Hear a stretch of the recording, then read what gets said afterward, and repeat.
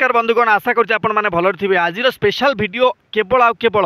4th SS battalion Malkangiri पाई मु बनाऊँगी कारण जो चार्टा आपण मानकर एसएस बाटालियन अच्छी से चार्टा बाटालियन भितर ये मालकानगिरी बाटालियनटा आपण पाई बहुत गुरुत्वपूर्ण कारण कौन ना आपण माने समस्त जानते 310 बा 310 पोस्ट अच्छे ये इंटू 7 कर दिंतु केते होउची 37 2170 पिला से डाकिबो सिलेक्शन करिवो किंतु यार आपण मानकर कट ऑफ ठीक अच्छी बा सेफ स्कोर केते रहिबो आउ भाई जदि एठी आपण माने सर्व करिवे ता विषय टे जानिबा आवश्यक। मुझे वीडियो बनवार कारण होची एया कारण करना जो आपण मानकर लगातार भाव में मु आपण मानकर सेफ स्कोर कहि चलची यही मालकानगिरी जिल्लार बा केवल केवल मालकानगिरी नुह आपण माने जानिया दरकार कि सबू एई जो लोकेशन मानकर भाई पिला चाहूँगी कि केमिति कौन कट ऑफ न जानतु अलवा पिला बा जदि कम जाऊँगी से आप्लाय कर तेणुक प्रोब्लेम होची मु आपण मानु गोटे कथा कहि दउची ओडिशा होची गोटे प्रथम तो आमे होची भारतवासी आमे जदि भी भारत जन्म नहींछु आपण आपणकर आमर राइट्स अच्छी कि कौन भी जगार जाकि आमे सर्व करि परिबु कारण कौन ना आमको संविधान आई मीन कौन कहि परिबे मौलिक अधिकार देइची तेणुक निश्चित भाव में आपण मैंने जदि ओडिशार बास कर बासिंदा आपड़ जेकोसी जगार भी आप्लाय करेंगे ओडिशार एमती नुह कि आपण मैंने चाहते जिला भित्तिक निजुक्ति हो यही 4th एसएस बाटालियन मु कहीं कहूँ कारण कौन ना मत धमक मिली भाई कहते कि आपड़ कहीं बारंबार यही मालकानगिरी विषय वीडियो अपलोड कर कौन ना से जानते मालकानगिरी जो बर्तमान जी पोस्ट अच्छी आपण मानकर जो सेफ स्कोर माने बहुत कम रहिबो तेणुक पिला माने चाहूना जे सेठी अलवा अदर जिला पिला अप्लाई करिक से पोस्ट नहीं जातु से माने चाहते जिला भित्तिक निजुक्ति प्रथम देखिए आम मालकानगिरी कौट देखूँ केमी कौन गठन है से मुझे गोटे आर्टिकल नहीं आसी आप देखिपे मालकानगिरी ऐतिहासिक भाव में मालिका मार्क गिरी भाव में जनाशुना ठीक अच्छे यह भारतर ओडिशार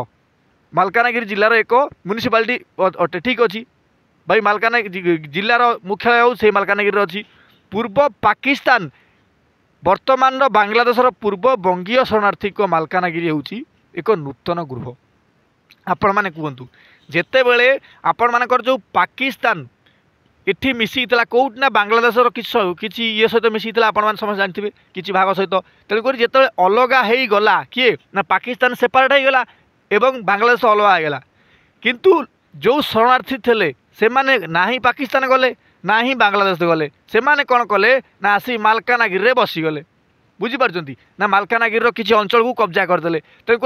आपण मैंने एवं कहींपारे से माने आउछन्ति पाकिस्तान लोक से माने निश्चित भाव में आम भारत लोक आम ओडिशा लोक बुझीपार्टी किंतु वर्तमान भी पाकिस्तान लोक बा बांग्लादेशर लोक वर्तमान कौटी ना भारतर अच्छी आउ भारतर मालकानगिरी जिले में ओडिशार अच्छी एतिकी आपण मैंने जाना निहाती हमार आवश्यक कारण कौन आपण मैंने सर्व करेंगे। नेक्स्ट देखो से कौन कौन आर्टिकल कौन लिखाई 1965 मसीह दंड आपण मैंने जानते दंडकारण्य गोटे प्रकल्प थिला पुनः थैथान हो आसुँच किए ना मालकानगिरी से जो पाकिस्तान आ बांग्लादेशी पिला आई मीन लोक मैंने जो मैंने शरणार्थी थे 1990 दशक पूर्वर Liberation Tigers of Tamil LTT आपड़ी सर तमिल कौट आसा तार कारण होया कि आपण मानकर जो मालकानगिरी एठी आपण मानकर आंध्र प्रदेश एवं छत्तीसगढ़ बॉर्डर ऊपर अच्छी बा दंड कारण जो अच्छी आपण मानकर पूरा फुल लगिक रही ओडिशार बॉर्डर मालकानगिरी को तेणुक आपण मैंने कहींपारे सेठी आपण मानकर LTTE सशस्त्र संग्राम चली केबे पर किसी श्रीलंका तमिल शरणार्थी सहर में पुनः थैथान होते माने आपण मैंने कहींपारे एठी अधिक दंगा अधिक आई मीन गंडगोल हबार कारण होया एठी पाकिस्तान लोक तो अच्छा बांग्लादेश लोक प्लस श्रीलंका लोक कौटी आपण मैंने चमकी पड़े किसी भयभीत हबार किसी कारण नहीं कारण होया कि से माने वर्तमान पूरा पूरा आपण मानकर भारत लोक ही अच्छा किंतु आपण मैंने हिस्ट्री पढ़े आपण मैंने जाना पाइबे युवा ठीक अच्छे कौन जानले ना आपण मानकर तमिल बा श्रीलंकार जो तमिल माने रहउचंती रावणर वंशधर से माने भी आसिक मालकानगिरी ओडिशा रे ही अच्छी कौन कहूँ देखूँ जदिओ से मध्य अधिकांश वर्तमान निज देश को फेरी संप्रति यह राज्यर सबुठ अधिक नक्सलाइट प्रभावित अंचल एवं यार अंश अटे आपण मैंने कहींपारे कि मालकानगिरी जिला आपण मैंने समस्त जानते ମାନେ ପ୍ରତ୍ୟେକ ଦିନ କିଛି ନା କିଛି ଗୋଟେ ଗଣ୍ଡଗୋଳିଆ କ'ଣ ହେଉଥିବ। ଠିକ୍ ଅଛି, ଏଠି ଆପଣମାନେ ଦେଖିପାରୁଥିବେ ବା ଯେଉଁଟା ଆପଣମାନଙ୍କର ବର୍ଡ଼ର ଯେଉଁଟା ମିଶିକି ରହିଛି ସେଇଟା ଯେଉଁ କ'ଣ ନା ଆନ୍ଧ୍ରପ୍ରଦେଶ, ଛତିଶଗଡ଼, ତେଲେଙ୍ଗାନା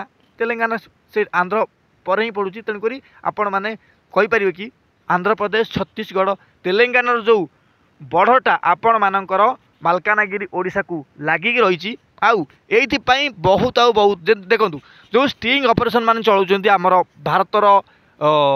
ଭାରତ ନୁହଁ କହିପାରିବେ ଆପଣମାନଙ୍କର ଓଡ଼ିଶାର ସେନା ଅଧିକାରୀ ବା ଓଡ଼ିଶାର ପୋଲିସ, ଓଡ଼ିଶାର ଆପଣମାନଙ୍କର ଯେଉଁ OSP IRB ରହିଛନ୍ତି, ମାଓବାଦୀଙ୍କ ବିରୁଦ୍ଧରେ ଯେଉଁ ଷ୍ଟିଙ୍ଗ ଅପରେସନ୍ ଚଲାଉଛନ୍ତି ସେମାନେ କରୁଛନ୍ତି କ'ଣ? ଆକ୍ଚୁଆଲ୍ ପ୍ରୋବ୍ଲେମ୍ ହେଉଛି ଏଇଆ କି ସେମାନେ ଯାହା ଉପରେ ସନ୍ଦେହ ହେଲା ଡାଇରେକ୍ଟ ତାକୁ ଫାୟାରିଂ। ବୁଝିପାରୁଛନ୍ତି, ପ୍ରୋବ୍ଲେମ୍ ହେଉଛି ଏଇଆ। ଆଉ ଯଦି ଆପଣ ଭାଇ ମାନେ ଆକୁ ଟୋଟାଲ ମୂଳ ନିପାତ କରିବା ପାଇଁ ଚାହୁଁଛନ୍ତି ଏଇ ଯେଉଁ ଅପରେସନ୍ କରିକି ଆପଣଙ୍କୁ କ'ଣ କରିବାକୁ ପଡ଼ିବ କି ଷ୍ଟିଙ୍ଗ ଅପରେସନ୍ କରନ୍ତୁ। ଯେମିତିକି ଛତିଶଗଡ଼ର ପୋଲିସ ଆଉ ଓଡ଼ିଶାର ପୋଲିସ ମିଶିକିରି ଷ୍ଟିଙ୍ଗ ଅପରେସନ୍ କଲେ ହେବନି, କିଛି ବି ହେବନି। କାରଣ କ'ଣ ନା ଆପଣ ଛତିଶଗଡ଼ ଓଡ଼ିଶାର ପୋଲିସ ତ ଷ୍ଟିଙ୍ଗ ଅପରେସନ୍ କରୁଛନ୍ତି, କିନ୍ତୁ ମାଓବାଦୀ କ'ଣ କରୁଛନ୍ତି ଆନ୍ଧ୍ର ପଳେଇଲେ। ବୁଝିପାରୁଛନ୍ତି ନା? କାରଣ କ'ଣ ନା ଜଙ୍ଗଲ ଏମିତି ଲାଗିକି ରହିଛି। ଏଇଟା ସପୋଜ୍ ଛତିଶଗଡ଼, ଏଇଟା ଆନ୍ଧ୍ର, ଏଇଟା ହେଉଛି ଓଡ଼ିଶା। ସେମାନେ ଯଦି ଆପଣ ଦେଖନ୍ତୁ ଛତିଶଗଡ଼ ଆଉ ଆନ୍ଧ୍ର ଓଡ଼ିଶା ଆଉ ଛତିଶଗଡ଼ ଭିତରେ ଆପଣମାନେ ଅପରେସନ୍ କଲେ ନା, ସେମାନେ କ'ଣ କଲେ ଏପଟରେ ଦେଇକିରି ଏଠିକି କୋଉଠିକି ଆନ୍ଧ୍ର ପଳେଇ ଆସିଲେ। ବୁଝିପାରୁଛନ୍ତି, ଯେ ଓଡ଼ିଶା ଆଉ ଆନ୍ଧ୍ର କିଛି ଅପରେସନ୍ କଲେ ପ୍ରୋବ୍ଲେମ୍ ହେଲା, ଆପଣମାନେ ଜଙ୍ଗଲରେ ଅପରେସନ୍ କଲେ ସେମାନେ କ'ଣ କରୁଥିଲେ ଏମିତି ବୁଲିକି ଏପଟକୁ ପଳେଇବେ। ବୁଝିପାରୁଛନ୍ତି, ପ୍ରୋବ୍ଲେମ୍ ହେଉଛି ସେଇଥିପାଇଁ କି ଏ ଅଞ୍ଚଳରେ ମାଓବାଦୀ ଏ ପର୍ଯ୍ୟନ୍ତ ବିଲକୁଲ ସମାପ୍ତ ହୋଇନାହାନ୍ତି, ନା କି କେବେ ହେବେ, ଯେପର୍ଯ୍ୟନ୍ତ ଆପଣମାନେ ଷ୍ଟିଙ୍ଗ ଅପରେସନ୍ ବା 3ଟା ଷ୍ଟେଟ୍ ଆପଣମାନେ ଲଗାତାର ଭାବରେ ଓଡ଼ିଶାରେ ମିଶିକିରି ନ କରିଛନ୍ତି। ବୁଝିପାରୁଛନ୍ତି, ନେକ୍ସଟ କଥା ହେଉଛି କ'ଣ ନା ଆପଣମାନଙ୍କର ଯେଉଁ 4th SS ବାଟାଲିୟନ୍ ମାଲକାନଗିରିର କଟଅଫ୍ କଥା ଆପଣମାନେ ଭାବୁଛନ୍ତି, ଏଟା ଆପଣମାନଙ୍କର କେତେ ଓରି କରିବ ମୁଁ ଆପଣମାନଙ୍କୁ କହିଦେଉଛି ଡାଇରେକ୍ଟ।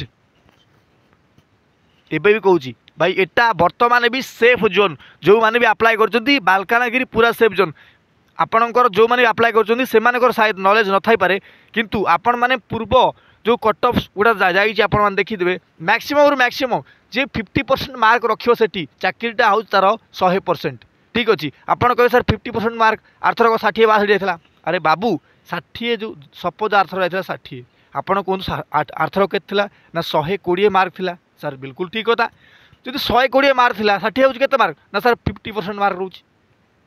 କିନ୍ତୁ ବର୍ତ୍ତମାନ ଯଦିଓ କମ୍ପିଟିସନ୍ ଟିକେ ହାଇ ଅଛି, କାରଣ କ'ଣ ନା ମୋ ପରି ଆହୁରି ବି ବଡ଼ ବଡ଼ ଇନଫ୍ଲୁଏନ୍ସର ୟୁଟ୍ୟୁବର ମାନେ ସେମାନେ